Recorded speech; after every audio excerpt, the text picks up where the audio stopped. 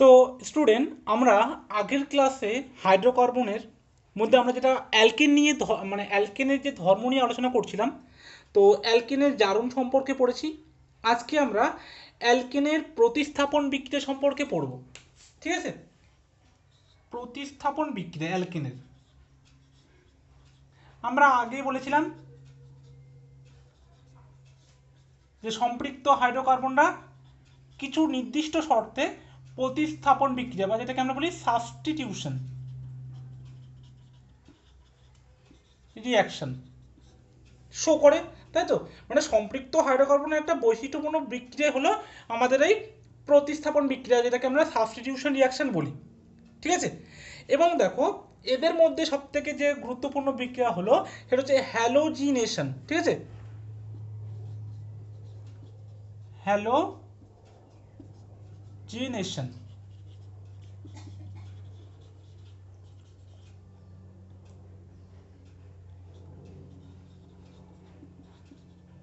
Halogenation reaction মানে কি? কোনো একটা অ্যালকেন থাকবে, যে অ্যালকেনটাকে কোনো একটা হ্যালোজেন দ্বারা আমরা প্রতিস্থাপিত করব, তাই তো?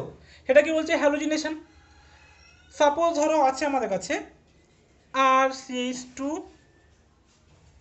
বা RCH3, বা সাপোজ ধরো আমাদের CH4ই আছে, একটা অ্যালকেন নিয়ে নিলাম, এখানে Cl2 দিলাম, তাহলে আমাদের কি উৎপন্ন হবে? আমাদেরকে উৎপন্ন হবে CH3Cl, মানে এখানে একটা হাইড্রোজেন আর এখান থেকে একটা Cl বেরিয়ে HCl তৈরি করবে। ঠিক আছে, মানে একটা হাইড্রোজেন একটা ক্লোরিন দ্বারা প্রতিস্থাপিত হলো, এবং এই রিয়াকশনটা করে এইচ নিউ বা আলোর প্রেজেন্সে। ঠিক আছে, সূর্যালোকের উপস্থিতিতে।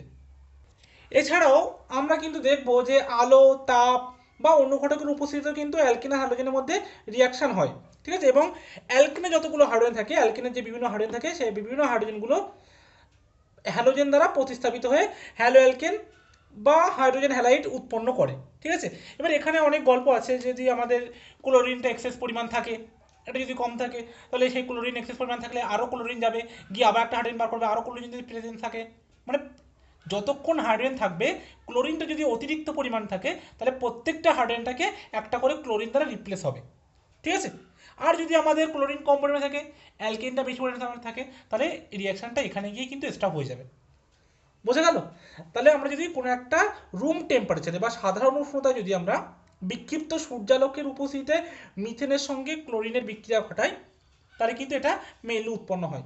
এবার যদি আমাদের ক্লোরিনটা অতিরিক্ত পরিমাণে থাকে, তাহলে কি হবে? মিথেনের হাইড্রোজেন পরমাণুগুলো একে একে ক্লোরিন দ্বারা প্রতিস্থাপিত হবে, এবং আমরা দেখব শেষে গিয়ে কার্বন টেট্রাক্লোরাইড বা CCl4 উৎপন্ন হবে।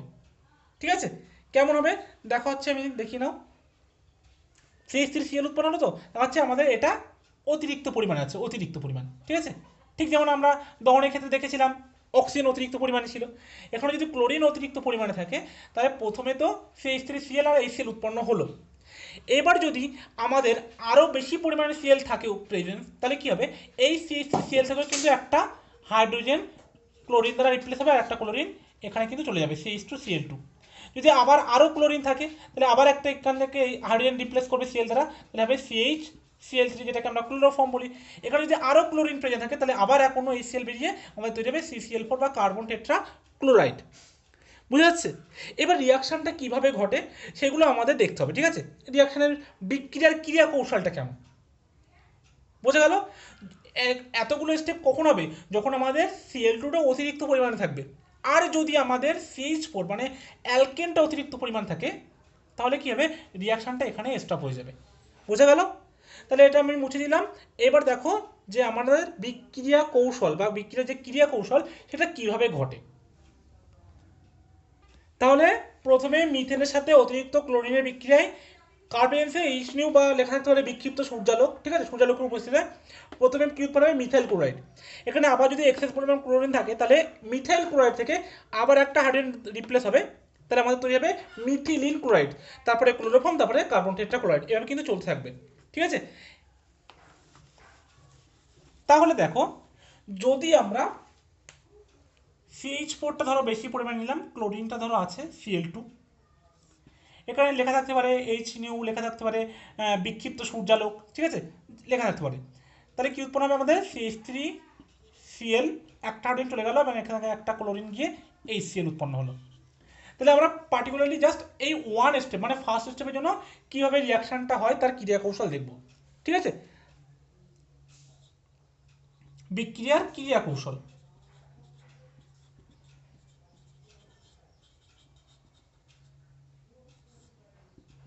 দেখো এই যে বিক্রিয়াটা আমরা পড়ছি হ্যালোজিনেশন বিক্রিয়া, এটা কিন্তু আমাদের মুক্তমূলক ক্রিয়া কৌশলে ঘটে। ঠিক আছে, হাইড্রোজেনের প্রতিস্থাপন মুক্তমূলক ক্রিয়া কৌশলে কিন্তু ঘটে, যেটা আমরা আগেই বলেছিলাম ফ্রি রেডিক্যাল মেকানিজমে। এটা হচ্ছে তোমার একটা শৃঙ্খল বিক্রিয়া বা যেটাকে আমরা চেন রিয়াকশন বলি, এবং এটা 3টি ধাপে ঘটে। ঠিক আছে, তার মধ্যে প্রথম যে ধাপ আছে স্টেপ 1, সেই স্টেপ 1-এ কি ঘটে না শৃঙ্খলের সূচনা বা চেন ইনিশিয়েশন যেটাকে আমরা বলি। ঠিক আছে, শৃঙ্খলের সূচনা বা চেন ইনিশিয়েশন মানে এখানে শৃঙ্খলটা মানে শৃঙ্খলের শুরু হয়। দেখো কি বলেছি, প্রথমে কি হবে, আমরা যে ক্লোরিনটা নেব সেই ক্লোরিনটা বিক্ষিপ্ত সূর্যালোকের উপস্থিতিতে বা আলোর প্রভাবে বা তাপের প্রভাবে এর সমযোজী যে বন্ধনটা আছে এই সমযোজী বন্ধনের সুষম বিভাজন ঘটে, হোমোলিটিক ক্লিভেজ যেটাকে আমরা বলি। ঘটে কি হবে, এখানে ক্লোরিন মুক্ত মূলক তৈরি হবে। ঠিক আছে, এখানে একটা ইলেকট্রন আছে, এখানে ইলেকট্রন আছে, একটা ইলেকট্রন এখানে যাবে, একটা ইলেকট্রন এখানে যাবে। এটাকে বলে সমযোজী বন্ধনের সুষম বিভাজন বা হোমোলিটিক ক্লিভেজ। তাহলে কি উৎপন্ন হলো, আমাদের দুই অণু ক্লোরিন মুক্ত মূলক তৈরি হলো। এবার কি হবে দেখো, এই ক্লোরিন মুক্ত মূলকটা দ্বিতীয় ধাপে গিয়ে শৃঙ্খলের বিস্তার ঘটাবে। দ্বিতীয় ধাপ কি, শৃঙ্খলের বিস্তার, যেটাকে আমরা বলি চেইন প্রোপাগেশন। ঠিক আছে, শৃঙ্খলের বিস্তার।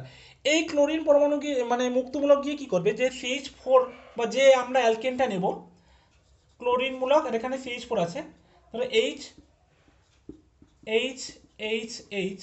ঠিক আছে, তো যে কোনো একটা কার্বন হাইড্রোজেনের বন্ধনের সুষম বিভাজন ঘটবে এখান থেকে। ঘটে কি হবে, একটা ইলেকট্রন এখানে যাবে, একটা ইলেকট্রন এখানে আসবে। ঠিক আছে, গিয়ে তাহলে কি হবে, এই হাইড্রোজেন আর সিএলটা গঠন হবে। কি উৎপন্ন, দেখো এখান থেকে H রেডিক্যাল উৎপন্ন হচ্ছে আর উৎপন্ন হচ্ছে CH3 রেডিক্যাল। ঠিক আছে, এবার দেখো এই যে সিএল রেডিক্যালটা আছে এটা কিন্তু এর সাথে যুক্ত হতে পারে, এর সাথে যুক্ত হতে পারে, কিন্তু এই যে সাথে যুক্ত হলে যে HCl হবে সেই বন্ডটা মাচ স্ট্রঙ্গার দেন CH3Cl, সেই জন্য বন্ডটা যুক্ত হবে HCl এর সাথে। তাহলে এই H রেডিক্যাল আর এখানে যে Cl রেডিক্যাল আছে এটা দুজন মিলে একটা বন্ড তৈরি করে কি তৈরি করবে, HCl, আর সাথে একটা মিথাইল মুক্ত মূলক তৈরি হবে। ঠিক আছে, এবারে দেখো এই যে মিথাইল মূলকটা উৎপন্ন হলো, এই মিথাইল মূলকটা কি করবে, CH3 রেডিক্যাল এ কি করবে, আবার একটা ক্লোরিনকে এখান থেকে নিয়ে নেবে, নিয়ে এখান থেকে একটা ক্লোরিনের মুক্তমূলক আবার কিন্তু তৈরি হবে। তাহলে কি হলো, দেখো এখান থেকে তৈরি হলো CH3Cl প্লাস Cl রেডিক্যাল। ঠিক আছে, এই দেখো এই Cl রেডিক্যালটা আবার কি করবে, আবার CH4 যাবে, CH4 গিয়ে আবার এখানে CH3 রেডিক্যাল তৈরি করবে। এই CH3 রেডিক্যাল আবার এই ক্লোরিনের সাথে যুক্ত হবে, যুক্ত এখান থেকে আবার একটা ক্লোরিন রেডিক্যাল প্রস্তুত করবে। তার মানে কি, এই রিয়াকশান এই যে স্টেপটা এটা কিন্তু চলতেই থাকবে। ঠিক আছে, এবং চলতেই থাকবে এবং রিয়াকশানটাকে এই চেইনটাকে প্রোপাগেশন মানে শৃঙ্খলের বিস্তার ঘটতেই থাকবে, এবং কি হবে এই CH3Cl এর পরিমাণ বাড়তেই থাকবে। বুঝে গেল? এবার দেখো এই রিয়াকশানটা কখন স্টপ হবে, যতক্ষণ না যে আমাদের যে পাত্র আছে বা যেখানে আমাদের রিয়াকশানটা হচ্ছে সেখান থেকে ক্লোরিনটা শেষ হয়ে যাচ্ছে পুরোপুরি বা মিথেনটাকে পুরোপুরি শেষ হয়ে যাচ্ছে। ঠিক আছে, যখন একটা কোনো কম্পাউন্ড পুরোপুরি শেষ হয়ে যাবে তখন কিন্তু এই স্টেপটা এবার স্টেপ হয়ে যাবে। ঠিক আছে, দেখো এবার থার্ড স্টেপে কি হবে, থার্ড স্টেপটা আমি এখানে লিখছি। থার্ড স্টেপে কি হবে, শৃঙ্খলের পরিসমাপ্তি ঘটবে। ঠিক আছে, সেখানে কি করব আমরা, সেখানে আমাদের যতগুলো রেডিক্যাল উৎপন্ন হয়েছে এখানে কি কি রেডিক্যাল উৎপন্ন হয়েছে, এখানে আমাদের উৎপন্ন হয়েছে Cl রেডিক্যাল, আর কি উৎপন্ন হয়েছে, আর উৎপন্ন হয়েছে CH3 রেডিক্যাল। এই দুটো রেডিক্যাল কিন্তু আমাদের এখানে মুক্তমূলক তৈরি হয়েছে। থার্ড স্টেপে কি করব, থার্ড স্টেপে আমরা Cl রেডিক্যাল, আরও Cl রেডিক্যাল আছে তাদের সাথে বিক্রিয়া করে Cl2 তৈরি করবে।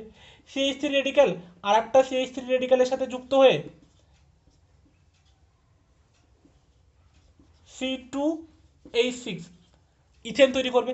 আবার কি হতে পারে না, একটা CH3 রেডিক্যাল আর একটা Cl রেডিক্যালের সাথে যুক্ত হয়ে CH3 সিএল তৈরি করবে। তাহলে আমাদের কিন্তু এই তিনটে প্রোডাক্টই আমরা কিন্তু পাবো, ঠিক আছে। কিন্তু আমরা এখানে শুধু কি দেখতে পাচ্ছি না, CH3Cl। তাহলে কিন্তু আমাদের সাইড প্রোডাক্ট হিসাবে বা এটা এবং এটাও কিন্তু আমরা পাবো।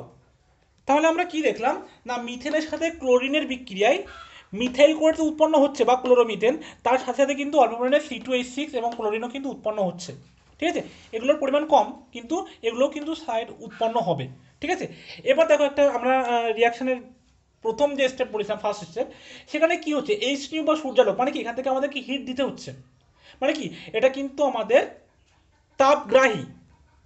তাহলে আমাদেরকে এই দুটো স্টেপ কিন্তু খুব ইম্পর্টেন্ট মনে রাখতে হবে, কারণ এই স্টেপে আমাদেরকে হিট দিতে হবে, সেটা যে হ্যালোজেনই হোক, ক্লোরিন, ব্রোমিন, ফ্লোরিন, আয়োডিন, প্রত্যেকেই ক্ষেত্রে আমাদেরকে হিট দিয়ে সেখান থেকে কিন্তু আমাদেরকে এই মুক্তমূলকটা বানাতে হবে। সেই জন্য যে কোনো হ্যালোজেনের ক্ষেত্রে এই যে ফার্স্ট স্টেপ, এটা কিন্তু আমাদের এন্ডোথার্মিক, ঠিক আছে, তাপদায়ী আর কি, মানে তাপটা গ্রহণ করবে আর কি, তাপগ্রাহী। কিন্তু এই যে সেকেন্ড স্টেপ আছে, এই স্টেপটা কোনো কোনো ক্ষেত্রে আমাদের তাপমোচী হয়, বেশিরভাগ ক্ষেত্রেই, অল্প এক দুটো কেসের ক্ষেত্রে আমাদের দেখবো এটা হচ্ছে তাপগ্রাহী হবে, ঠিক আছে।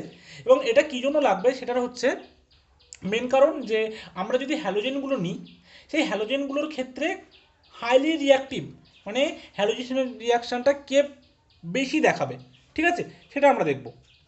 তাহলে আমরা যদি হ্যালোজিনেশনে হ্যালোজেনগুলোর সক্রিয়তা দেখি, ঠিক আছে, তাহলে তাদের সক্রিয়তার যে ক্রমটা হবে, সক্রিয়তার ক্রম,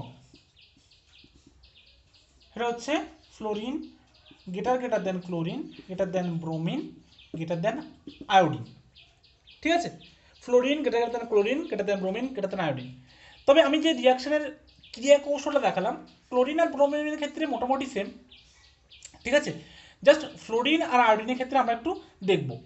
দেখো, যখন আয়োডিনটা আমরা নেব, সেখানে কি হবে, আয়োডিনের ক্ষেত্রে এই CH4 নিলাম প্লাস I2 নিলাম, নিলে কি হবে, তৈরি হবে CH3I প্লাস HI, তাই তো।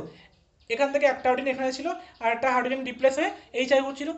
এই যে এটা উৎপন্ন হলো একটা গুড রিডিউসিং এজেন্ট, ঠিক আছে, এটা একটা তীব্র বিজারক। এবার এটা কি করবে, এই যে অ্যালকিল আয়োডাইড হলো, এটাকে আবার বিজারিত করে অ্যালকিনে রূপান্তরিত করবে, মানে এই স্টেপটা কি হবে, তখন রিভার্সিবল স্টেপ হয়ে যাবে, ঠিক আছে। সেই জন্য কি হয়, এখানে আমরা যদি কোনো ভালো অক্সিডাইজিং এজেন্ট বা ভালো জারক পদার্থ ইউজ করি, যেমন ধরো জারক পদার্থ কী কী, HNO3 হতে পারে, ঠিক আছে, বা HiO3 হতে পারে, এগুলো যদি দিই তখন কি হবে, এই HIটা বিজারিত মানে জারিত হয়ে I2 আর জল উৎপন্ন করবে। তখন এই রিয়াকশানটা HIটা যেটা উৎপন্ন হলো, এটা কিন্তু পুনরায় অ্যালকিল আয়োডাইডকে মানে বিজারিত করতে পারবে না অ্যালকিনে, ঠিক আছে। সেই জন্য তখন আমরা যদি এখানে এই HNO3 বা HiO3 এরকম স্ট্রং অক্সিডাইজিং এজেন্ট ইউজ করি, তাহলে রিয়াকশানটা তখন আর রিভার্সিবল হবে না, তখন জাস্ট ফরওয়ার্ড রিয়াকশান হবে, ঠিক আছে। এই জন্য HIটার ক্রম একটু কম, যেহেতু HI উৎপন্ন হয়, সেই জন্য সক্রিয়তা সব থেকে কম I2 এর। বোঝা গেল কেন যে I2 এর সক্রিয়তা সব থেকে কম। ফ্লোরিনের সক্রিয়তা কেন বেশি, কারণ দেখো প্রথমত যখন আমরা হ্যালোজেনটাকে ভাঙছি, তারপর ধরো ফ্লোরিন, তা ফ্লোরিনের সাইজ ছোট হওয়ার জন্য কি হয়, দেখো বন্ডটা স্ট্রং হওয়ার কথা, কিন্তু যেহেতু এখানে যে ইলেকট্রন থাকে, এই ইলেকট্রনগুলোর রিপালশনের কারণে এই বন্ডটা অনেকটা উইক হয়ে যায়, ঠিক আছে। যার জন্য কি হয়, ফ্লোরিনের বন্ডটা অনেকটা উইক হয়ে যায় এবং ইজিলি ভাঙে, ঠিক আছে। কিন্তু এর থেকে আরও যেটা বড় কথা, সেটা হচ্ছে যখন আমরা সেকেন্ড স্টেপে যাই, ঠিক আছে, যেখানে সেকেন্ড স্টেপে গিয়ে তোমার HF তৈরি হচ্ছে যেটা, ঠিক আছে, একটা হচ্ছে তোমার CH3 রেডিক্যালটা F রেডিক্যালের সাথে বিক্রিয়া করে, বা CH3 রেডিক্যালটা কী করছে, ফ্লোরিনের সাথে যে রিয়াকশান করছে, করে CH3F আর ফ্লোরিন রেডিক্যাল তৈরি করছে। মানে আমি বলতে চাইছি, সেকেন্ড স্টেপে কী লিখেছিলাম আমরা প্রথমে যে এই ফ্লোরিন রেডিক্যালটা তৈরি হলো, সেটা CH4 এর একটা হাইড্রোজেনকে রিপ্লেস করছিল, CH3 মুক্তমূলক আর একটা HF, এই যে রিয়াকশানটা হচ্ছিল, এটা কি, এটা হাইলি রিয়াক্টিভ হচ্ছিল এবং হাইলি এক্সোথার্মিকও বটে, ঠিক আছে। এখান থেকে প্রচুর পরিমাণে হিট রিলিজ হচ্ছিল এবং এটা এতটা সাধারণ উষ্ণতায় এতটাই স্পিডে বা এত তীব্রভাবে সংঘটিত হয় যে এটা কিন্তু পরীক্ষাগারে ল্যাবে প্রস্তুত করা যায় না, ঠিক আছে। মানে এটা দুর্ঘটনা হওয়ার একটা সম্ভাবনা থাকে, ঠিক আছে, হাইলি রিয়াক্টিভ হওয়ার জন্য। সেই জন্য কিন্তু এটা ল্যাবে প্রস্তুত করা হয় না, বা এই রিয়াকশানটা তেমন দেখানোও হয় না, সেই জন্য এই রিয়াকশানটা মানে এই স্টেপটা হাইলি এক্সোথার্মিক হওয়ার কারণে ফ্লোরিনের সব থেকে বেশি, ঠিক আছে। কারণ আমরা দেখেছিলাম সেই ডেল্টা জির মান যত বেশি নেগেটিভ হবে সেই রিয়াকশানটা তত ফাস্ট হবে, এবং এখানে তোমার ডেল্টা ইসের মান যত নেগেটিভ হচ্ছে, মানে এক্সোথার্মিক যত বেশি হচ্ছে, তত এটা হাইলি রিয়াক্টিভ হচ্ছে, সেই রিয়াকশানটা তত স্পিডে প্রসিড করবে, ঠিক আছে। তাহলে আর ক্লোরিন আর ব্রোমিনের ক্ষেত্রে মোটামুটি সেম, যেটা আমরা দেখালাম মোটামুটি সেমই হয়। ক্লোরিনের যে মেকানিজমটা দেখালাম বা ক্রিয়া কৌশল, ব্রোমিনও সেই একই ক্রিয়া কৌশল মোটামুটি ফলো করে, ঠিক আছে। মেনলি বলা ছিল যেটা ফ্লোরিন আর আয়োডিনের ক্ষেত্রে, সেটা আমরা এখানে আলোচনা করে দিলাম। এবার দেখো, যদি কোনো একটা অ্যালকেনে একাধিক অসমতুল্য হাইড্রোজেন থাকে, ঠিক আছে, মানে 1 ডিগ্রি 2 ডিগ্রি 3 ডিগ্রি, তখন আমাদের ক্ষেত্রে যখন একের বেশি প্রোডাক্ট হবে, তো সেটা কোনটা মুখ্য প্রোডাক্ট হবে এবং কোনটা গৌণ, ঠিক আছে, একটা মেজর একটা মাইনর হয়। সেক্ষেত্রে দেখো, আমাদের যে মুক্তমূলকগুলো তৈরি হবে, আমাদের যে বিক্রিয়ার প্রকৌশলটা দেখালাম সেটা তো মুক্তমূলকের মাধ্যমে তৈরি হয়। সেই মুক্তমূলকগুলির স্থিতিশীলতার ক্রম, ঠিক আছে, কার স্টেবিলিটি বেশি, স্থিতিশীলতা, মুক্ত মূলকের স্থিতিশীলতার ক্রম।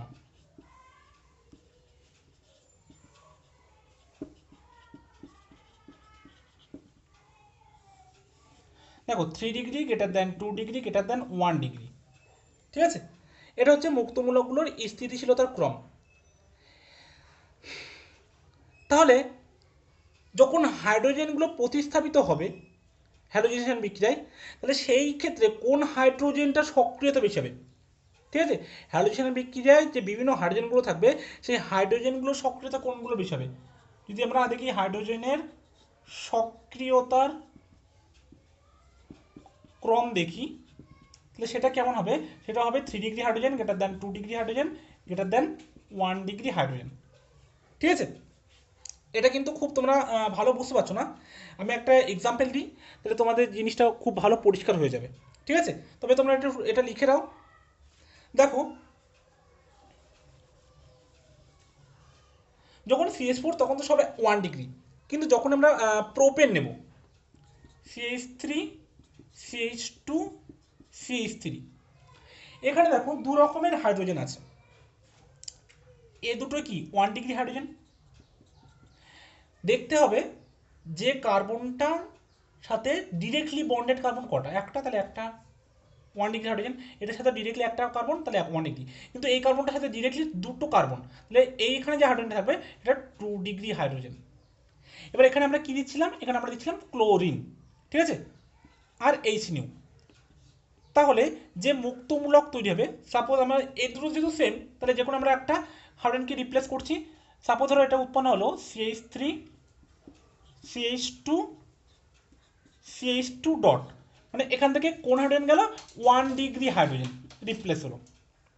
এবার এখান থেকে যদি আমরা 2 ডিগ্রি হাইড্রোজেনটা রিপ্লেস করি, তাহলে কি হচ্ছে CH3 CH bond CH3 dot, তাহলে এটা 2 ডিগ্রি হাইড্রোজেন রিপ্লেস হলো। কারণ আমরা কি বলেছিলাম যে হাইড্রোজেনগুলো সক্রিয় কেমন, 3 degree greater than 2 degree greater than 1 degree, সেটাই ব্যাখ্যা করছি। বা আমরা যখন বলছিলাম যে মুক্তমূলকগুলো তৈরি হবে, সেই মুক্তমূলকগুলোর মধ্যে কোনটা বেশি stable, 3 degree greater than 2 degree greater than 1 degree, এটা মুক্তমূলক, এটা হাইড্রোজেনের, এটা স্থিতিশীলতা, এটা সক্রিয়তা, ঠিক আছে। এবার দেখো, তাহলে আমরা যখন, আচ্ছা প্রথমে ক্লোরিন দিলে তো যুক্ত হয়ে যাবে, এবার যখন আমরা ক্লোরিন দেব, তাহলে এখান থেকে কি হবে, এখানে একবার সিএলটা যুক্ত হবে আর একবার এখানে সিএল যুক্ত হবে, ঠিক আছে। তাহলে দেখো এইবার এটা এই যে আমাদের দুটো মুক্তমূলক তৈরি হলো, তাদের এস্টিমেটে কী দ্বারা ব্যাখ্যা করা যায়, হ্যাঁ দুটো দ্বারা ব্যাখ্যা করা যায়, সেটা একটা হচ্ছে হাইপার কনজুগেশন আর একটা হচ্ছে ইন্ডাকটিভ এফেক্ট। আশা করি তোমাদের পড়ানো হয়েছে আগের চ্যাপ্টারে, না হলে আমি বলে দিচ্ছি একবার, ঠিক আছে। দেখো, প্রথমে আসি হাইপার কনজুগেশন। হাইপার কনজুগেশনের আর এক নাম হচ্ছে নো বন্ড রেজোন্যান্স, ঠিক আছে, মানে যতগুলো আলফা হাইড্রোজেন বেশি থাকবে তার এস্টিবিলিটি তত বেশি।